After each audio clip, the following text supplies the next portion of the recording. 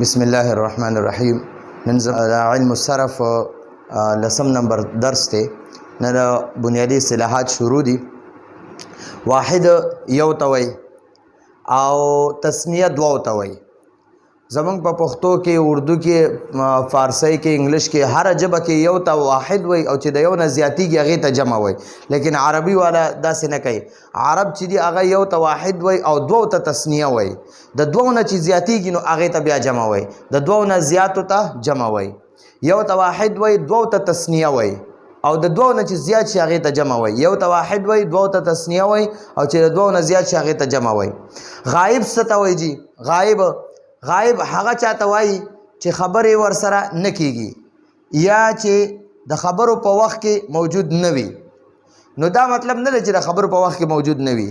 مثلا 5 طالبان دي، زه 2 سره خبرې کوم او 3 سره خبرې نه کوم، نو او ټول په یو ځای کې ناست دي، لیکن دا 2 چې دی دا حاضر ګڼلی کېږي او دا 3 سره چې خبرې نه کېږي نو دی ته غایب ویلی شي.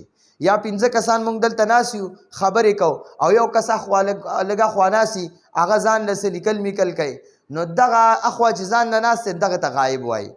یا کم کسان چې د خبرو وخت کې متوجه وي نو دغه حاضر دي، او کم کس چې د خبرو په وخت کې متوجه نه وي، ذهن چېرته بل ځای کې مبتلا وي، نو دغه کس غایب ګڼلی کېږي. نو غایب دغې ته وایي. غایب چې چا سره خبرې نه کولی شي نو هغه ته غایب ویلی شي. حاضر چاته وایي؟ حاضر هغه چاته وایي چې متکلم ورسره خبرې کوي. فرض که زه متکلم یم او زه 5 کسانو سره خبرې کوم، نو زه متکلم یم او دا چې کوم 5 کسان دي دا راته حاضر ګڼلی کېږي. ټیک شو جي؟ متکلم خبرې کوونکي ته وایي. لکه زه خبرې کوم او 5 کسان خبرې اوري، نو زه متکلم یم او چې کوم 5 کسان خبرې اوري هغه حاضر دي.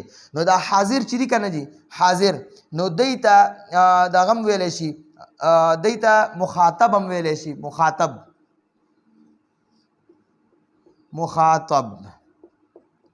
مخاطب چاته ویلی شي؟ د توا زبر سره. دا حاضر ورته وایي. حاضر هم ورته وایي، مخاطب هم ورته وایي. او متکلم چې دی که نه، متکلم دته متکلم هم وایي او عمدي متکلم ته مخاطب هم وایي. مخاطب د توا زیر سره، چې دا مخاطب د توا زیر سره وي نو دا متکلم ته وایي، او مخاطب چې د توا زبر سره وي نو هغه حاضر ورته وایي. ټیک شو جي؟ نو دا واحد یو، تسنیه 2، جمع د 2 نه زیات.